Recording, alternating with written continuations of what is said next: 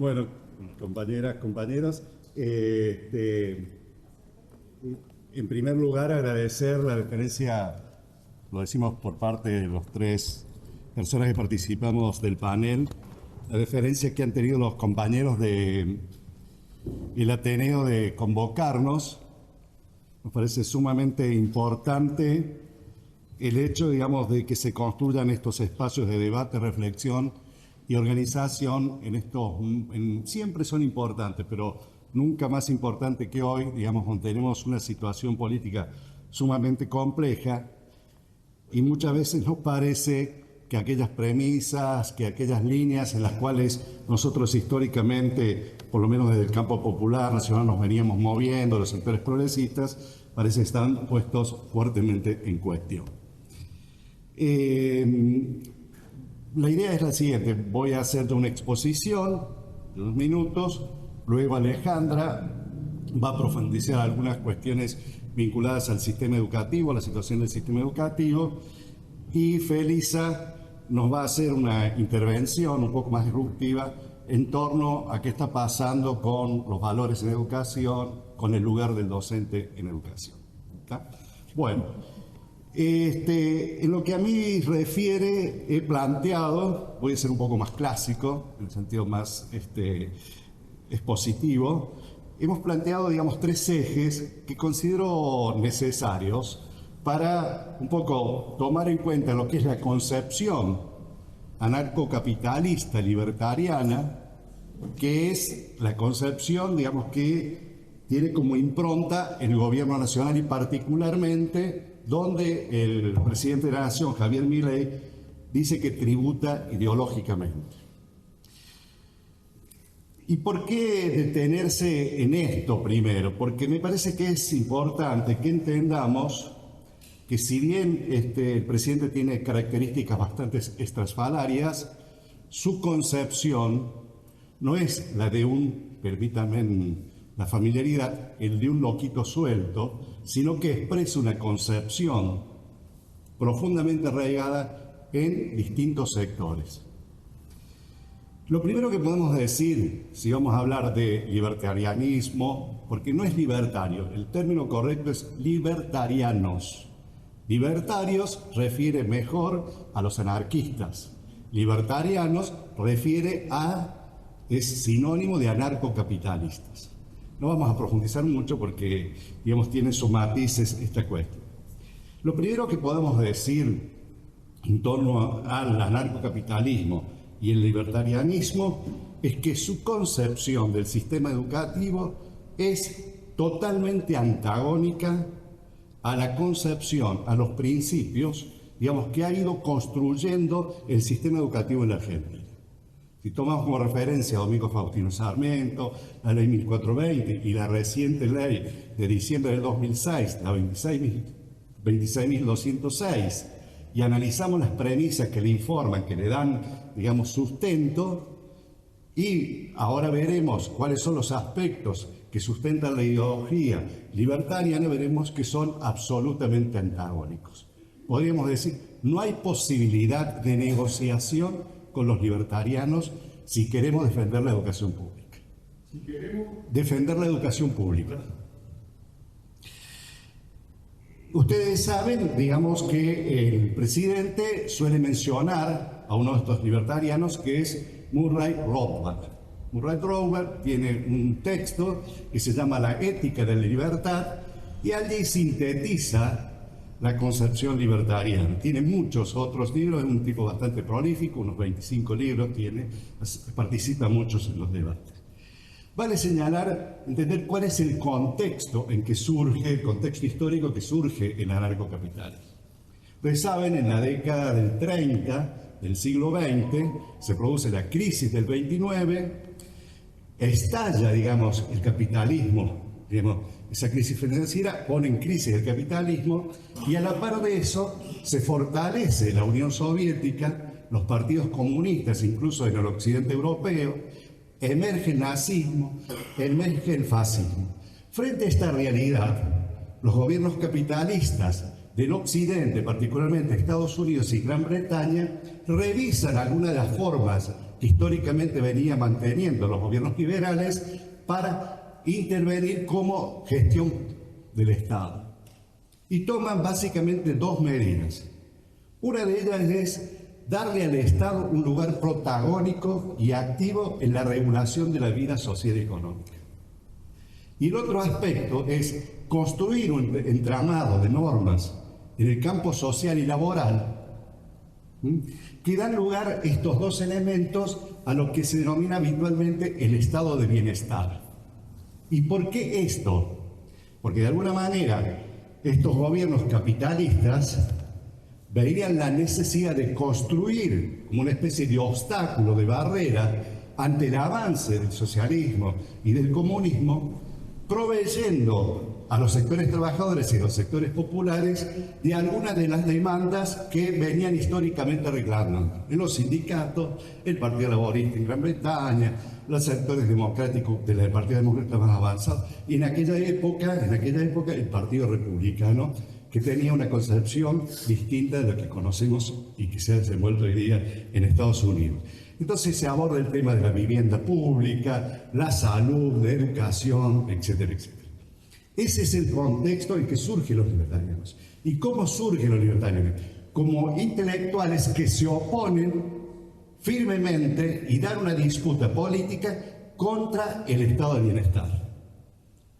Y constituyen al Estado y a lo social como sus principales adversarios. Entonces los libertarianos llevan adelante no solamente una teoría política, sino una batalla política y cultural contra los principios que sustentan el estado de bienestar. Que en la Argentina, con las licencias que podemos admitir, es el peronismo. ¿Cuáles son las premisas, digamos, generales que dan la impronta a los libertarios? En primer lugar, hemos dicho el Estado como principal adversario. Y esto lo habrán escuchado a Milei. El Estado es considerado una asociación cuyo objetivo es robar a los ciudadanos. Por eso, digamos, la intervención a los impuestos. La intervención y la construcción de derechos sociales es perniciosa para la sociedad. ¿Por qué? Porque significa que se interfiere a partir de la construcción de derechos sociales y laborales en el libre desarrollo del mercado. Entonces, la existencia de sindicatos que puedan negociar un convenio colectivo, que puedan negociar, digamos, una ley, digamos, la ley previsional, etcétera, etcétera, es un elemento que se considera nefasto porque atenta contra la libertad de los individuos. Pero esto hay que ser preciso. Libertariano no es lo mismo que libertad, liberal. Los liberales construyen la sociedad a partir del intercambio de los individuos. Los libertarianos ponen la construcción de la sociedad a partir de la competencia de los individuos. Entonces, el intercambio parte de que los bienes tienen un valor propio, un valor en sí mismo. Para los libertarianos, los bienes tienen un valor de carácter subjetivo. Es lo que yo creo que vale ese bien. Puede ser un bien social, un bien material, etcétera, etcétera. Y un tercer aspecto, que es central, es que para los libertarianos los derechos son considerados siempre una forma de propiedad. Los derechos son considerados una forma de propiedad. Y acá hay algo que tiene que ver, ustedes habrán escuchado y se les habrá puesto los pelos de punta cuando han escuchado ustedes el tema de la venta de niños, la venta de órganos, etc. Si yo, padre, tengo el derecho a la patria potestad sobre mis hijos, como un derecho es una propiedad, yo tengo propiedad sobre mis hijos. Y como tal, esos bienes pueden ser fruto de un vínculo dentro del mercado. No voy a extender mucho porque quiero ser respetuoso del tiempo y no quiero irme. De hecho, me falta hacer una cosa concreta, que poner el... Entonces, partiendo de estos tres elementos, vamos a qué digamos, cómo se visualiza, cómo se plantea esto en el sistema educativo. Las escuelas, dentro de este universo ideológico, digamos, deben construirse, deben organizarse en función de las demandas del mercado. En segundo lugar, el financiamiento, como el Estado debe ser corrido de la acción pública, en las escuelas debe ser de carácter privado, debe ser financiado en términos privados. Y el tercer elemento, como en la escuela se considera una empresa, la lógica organizativa de la escuela debe ser la lógica propia de la empresa privada. Y de esto deviene una serie de elementos, de cuestiones como esa. La oposición a la obligatoriedad en el sistema educativo. Si mis hijos son mi propiedad, yo puedo tener la obligación moral de educarlos, de darles de comer. Pero no puede haber un tercero, en este caso el Estado, que genere una norma que me obligue a mí a decidir sobre algo que es mi propiedad, que son los hijos. Por lo tanto, se cuestionan, se oponen a la obligatoriedad del sistema educativo. La privatización, ya lo hemos señalado, el fomento del mercado laboral, el mercado educativo, perdón. ¿Qué significa el mercado educativo?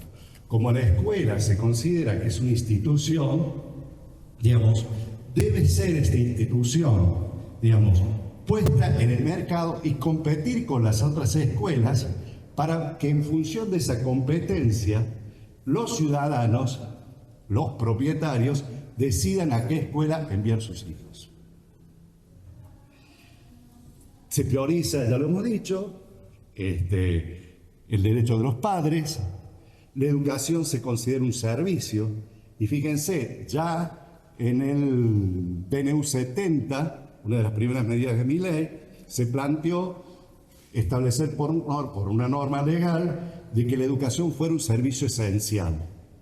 Al ser un servicio esencial se limitan los derechos de los trabajadores, el derecho de huelga y otras cuestiones de derechos, cosa que está cuestionado ya en su momento, que hubo otras iniciativas por parte de las acciones de los sindicatos docentes, etcétera, y ha encontrado respaldo en resoluciones de la OIT en contra de la intención de establecer que la educación sea considerada servicio, pero esencial. Pero acá no estamos hablando no de la educación como un bien público, como se considera en la Ley de Educación Nacional, sino la educación como un servicio.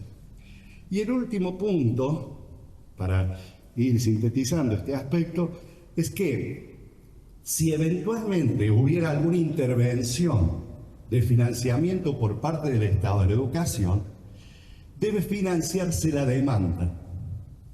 Históricamente, en la Argentina, lo que se ha hecho es financiar la oferta educativa. Es decir, el Estado genera escuelas, el Estado paga salario, el Estado, digamos, promueve, digamos, mejoras en el sistema educativo.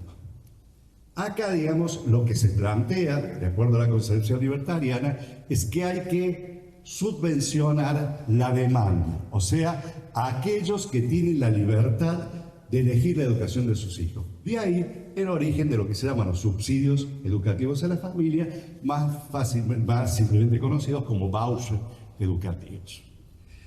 En síntesis, hay tres elementos, digamos, tres premisas, digamos, que informan lo que es la concepción libertaria en la educación. Subsidiariedad, o sea, el Estado no cumple un papel principal ni en la gestión educativa, en el sostenimiento educativo y el financiamiento educativo. Es subsidiario, complementario a las familias, a los particulares. El tercer elemento, el segundo elemento, la desregulación, o sea, menos normas haya en relación a cómo funciona y deben funcionar las escuelas, es mejor. Porque en tanto haya menos normas regulatorias, más libertad hay para los particulares. Y el tercer elemento está dicho, la cuestión de la privatización. Esto, que es la concepción general, se visualiza, si ustedes toman la plataforma presentada en el 2023 por La Libertad Avanza, para ser partícipe de las elecciones presidenciales, verán que varias de estas cuestiones están presentes en su plataforma. Por ejemplo, los vouchers, la descentralización del sistema educativo, la provisión de recursos por parte del Estado, ya no a los ministerios, sino a las familias, la promoción de currículum en las escuelas en función de las habilidades de los alumnos, no del conocimiento, la construcción, particularmente en secundario, de una escuela en función del empleo y no en función del trabajo, que son cosas bastante distintas, una revisión del estatuto docente, y hay un karma que tiene todo estos personajes, toda esta derecha y la ultraderecha, que es la licencia de los docentes, pero además avanza sobre el tema de promover, dice el proyecto, la plataforma, la disponibilidad, un régimen de disponibilidad para los docentes, o sea, la cesantía, la posibilidad de pérdida del puesto de trabajo. Y lo último que hace, digamos, al perfil ideológico es la eliminación, digamos, de la ESI, o sea, todo lo vinculado a la educación sexual integral. Esto es, compañeras, compañeros, lo que el universo ideológico libertario. Bueno, dentro de esta realidad, ¿qué es lo que ha hecho el gobierno nacional en estos 2 años de mandato? ¿Cómo ha ido construyendo las bases materiales para que este proceso cultural e ideológico que promueven empiece a enraizarse, pueda tener perspectivas? Primera cosa es la desjerarquización del Ministerio de Educación. Desde siempre, incluso predictadura, durante la dictadura y desde que se recuperó la democracia, siempre existió el Ministerio de Educación del país. Una de las primeras medidas de Milei, cuando reorganizan la estructura de gabinete, elimina el ministerio, lo descalifica poniéndolo como una secretaría dependiendo del Ministerio de Capital Humano, pero a su vez hacia el interior del ministerio va desarmando todos los organismos de este ministerio que abordaban distintos aspectos particulares del sistema educativo. O sea, áreas que se dedicaban, bueno, vamos a ver cómo hacemos para correr. Me están pidiendo que se sintetice. El segundo elemento, y este es muy fuerte, el tema del desfinanciamiento. Lo más conocido públicamente es el tema de la eliminación del Fondo de Incentivo Docente. Pero hay otros aspectos que son también muy fuertes. Uno de ellos es el vaciamiento del Fondo Nacional de Compensación de Desigualdades Salariales. Y esto tiene que ver con el bloqueo que hace el gobierno nacional, con la complicidad de muchos gobiernos provinciales, del funcionamiento de la paritaria nacional 12. Yo en función de esto, después de estas cosas, si les parece, las profundizamos en un segundo momento. Hemos dicho vaciamiento del fondo. El fondo eran recursos que la nación remitía a las provincias, aquellas provincias que no lograban pagar el salario mínimo nacional que tomaba como referencia el cargo de maestro grado. La otra cuestión es la disminución notable y sistemática de lo que establece el Fondo de Financiamiento Educativo de atribuir un 6% del PBI al factor educación-cultura. En el 2015 se logra que el 6,1% del PBI sea para educación. Termina, digamos, en el 2024, Milei lo bajó al 4,2%, el año pasado fue del 4%, y si ustedes toman una serie de elementos, de programas de la Secretaría de Educación de la Nación, verán que todos los programas, si tomamos la propuesta del 26 y la referenciamos con el presupuesto del año 23, todos están disminuidos notablemente. Por ejemplo, en relación al 2023, digamos, hay una baja del 48,3% de la asignación de recursos al sistema educativo. Pero si a esto desglosamos y dejamos fuera a las universidades nacionales y tomamos nada más que la educación inicial, primaria, secundaria, superior, formación docente y formación técnica, la disminución del presupuesto llega al 70,1%. Programas como el de infraestructura y equipamiento, el de becas estudiantiles, la formación docente inicial y permanente, el INET, la educación técnica, el Conectar Igualdad, todos estos, en relación al 2023, tienen un promedio del 70% de disminución. Y con el agravante que todo lo que hace a las transferencias que la nación se obliga hacia las provincias se dilatan en el tiempo, se mandan por debajo de lo que está comprometido. Por ejemplo, hay un programa que se hizo en la última etapa del gobierno anterior, que fue la incorporación de la quinta hora, lo que en Córdoba se llama la jornada extendida. Los recursos de la nación para que las provincias implementen la quinta hora se remitió recién en noviembre del 2025. O sea que muchísimas provincias no. Bueno, yo había preparado este tercer eje, que era un poco plantear 2 o 3 aspectos con respecto a la Ley de Libertad Educativa y la Ley Base de Financiamiento Educativo, que ha sido presentado hace poquitos días en el Consejo Federal de Educación. La Ley de Libertad Educativa es sustancialmente diversa de la 26.206. Es prácticamente a ver, 2 o 3 par de cosas rápidas para que el presupuesto 2026, votado por la mayoría de los diputados y los senadores, eliminó el artículo 9 de la Ley de Educación Nacional, que establecía el 6% del PBI para educación y cultura. Y eliminó el artículo 52 de la Ley de Educación Técnica y Formación Profesional, que hace una asignación específica y progresiva para todo lo que son las instituciones de formación técnica, los colegios técnicos.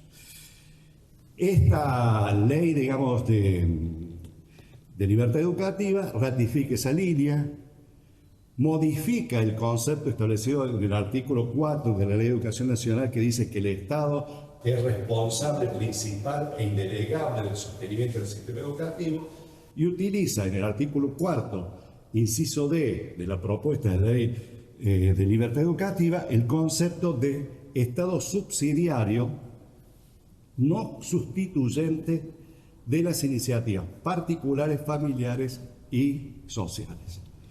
Y a su vez hay un elemento que después lo charlaremos con un poco más de desarrollo: promueve la mercantilización y sobre todo promueve la desescolarización. En la 26.206 está previsto la posibilidad de la modalidad educativa a distancia, pero desde que se sancionó la ley a fines del 2006 hasta la fecha, ha habido mucha reticencia de promover que en la educación básica se implemente la educación a distancia o la educación en el hogar, la homeschooling. ¿Por qué? Porque, digamos, la escuela no se considera simplemente un ámbito de aprendizaje, de conocimiento, sino un ámbito de construcción de ciudadanía, etcétera, etcétera. Bueno, el proyecto de libertad educativa fomenta, digamos, la escuela-hogar, o sea, que los padres puedan educar a sus hijos en la casa, como asimismo la educación a distancia, la educación remota, pero ya en la educación básica. Bueno, para no hegemonizar la palabra, quedan varias cosas, pero la daremos después como parte del debate. Después también por ahí un poco vicio docente, les voy a hacer algunos aportes bibliográficos para que, si quieren profundizar ustedes en algunas cuestiones, puedan leer.